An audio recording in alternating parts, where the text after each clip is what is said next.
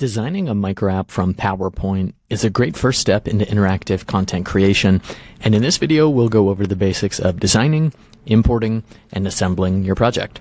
When we think about designing interactive content, a video background on the cover page is a great way to instantly grab your audience's attention and lead with something that immediately feels differentiating. Along with that, having an interactive table of contents to choose your own path, depending on what's most relevant, and then a fixed navigation to toggle back and forth, allows for any and all flexibility.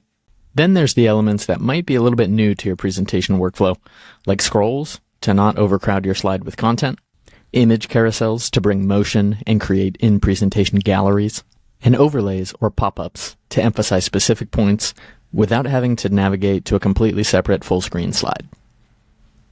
Now that you've seen the output, let's dig into how you actually create this in PowerPoint. This presentation is one of our PowerPoint templates that you can choose from to kickstart your first project, but all of these same concepts that we cover, you can use for your own custom PowerPoint designs.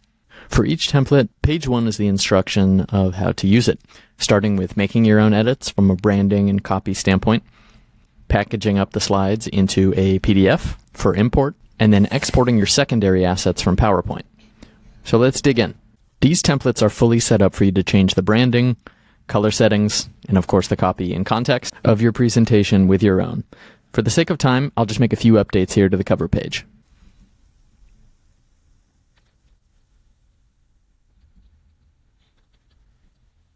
To account for a video background inside of PowerPoint, we'll leave the background relatively blank, and that's by design, as we'll be adding in a video to sit nicely behind the text and navigation buttons in Tiled.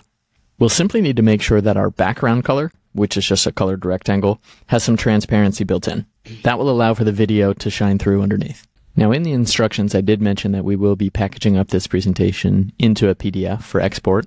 Now, PDFs don't do a great job accounting for transparency. So for slides like this that have transparency built in, what we can do is select all of our layers, make sure you have them all, you can move them around to check, and then right-click to save as picture. We'll also go through and repeat the same process for any elements in the template. Like on this page, there's a placeholder for a scroll. We'll go through removing these before the export. But for any pages that have additional elements like that, there is another asset that will either be down on the bottom or potentially to the right. Right-click, save as picture. Now that you've started to make this template your own, we'll get it ready for export from PowerPoint to import into Tiled. And so, as a reminder on the instructions page, delete any of the placeholder areas before we export. So any of these blue squares that say delete before export, go ahead and remove those. Now we can go ahead and delete this instruction slide as well.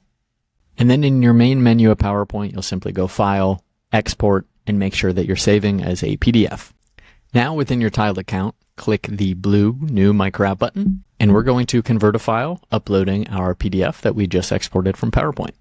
Then you'll be brought into the Tiled Builder, where we'll have taken your PDF and broken it back down by pages so that you can layer interactivity over the top. You're also able to drag and drop any additional assets, like the images we saved separately from PowerPoint, as well as video files, MP4s and MOVs, which as you drag them right into the window, they will all show up in the bottom right-hand corner in the Assets panel. Before we get started with our hotspots or page links, we highly recommend renaming your pages so that you're not stuck having to memorize page numbers. As we get started with our cover page, we know that this slide doesn't have the transparency that we're looking for because it came in as part of the PDF. So what we're going to do is simply layer on our new assets right over the top. We'll drag our video file onto the canvas. On the right-hand properties panel, you can set it to fit versus fill, and in this case, we want it to autoplay and loop as our background motion graphic, but we don't want any sound to it. Then we can grab our cover page image that we exported separately from PowerPoint, and just like we did with the video, drag it on the canvas to go full screen. Just to make sure everything's working as intended, you can always preview your project in the upper right-hand corner. Now we'll start to connect our pages with hotspots. You can add hotspots one at a time, and select where you want them to link to. Or you can add multiple hotspots at once by selecting where you want them to go and how many links should be included.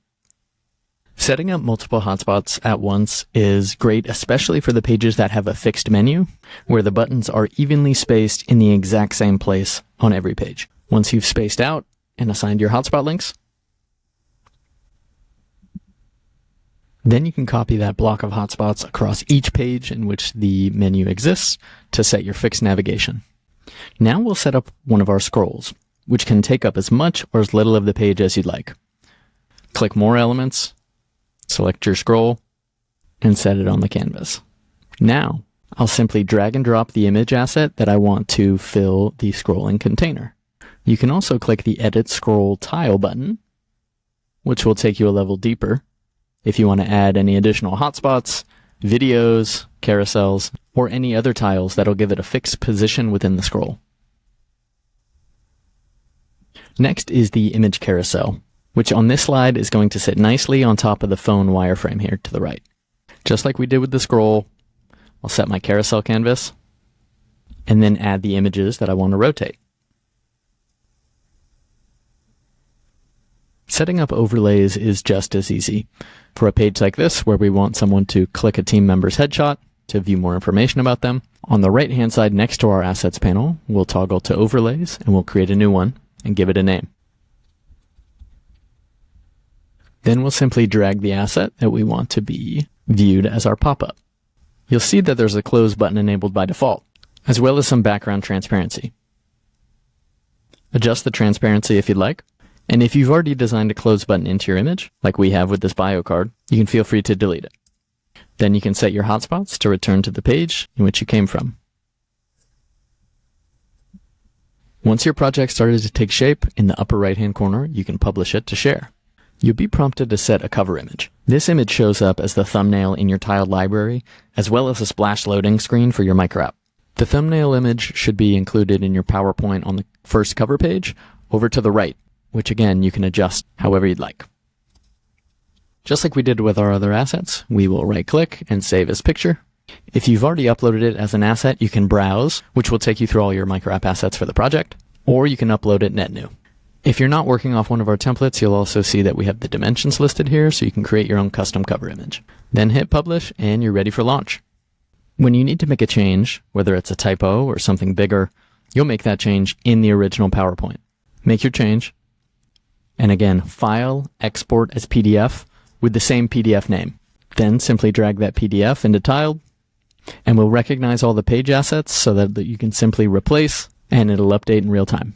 We hope this was a helpful introduction to using PowerPoint for Tiled, but if you have any questions, reach out to us at support@tiled.co.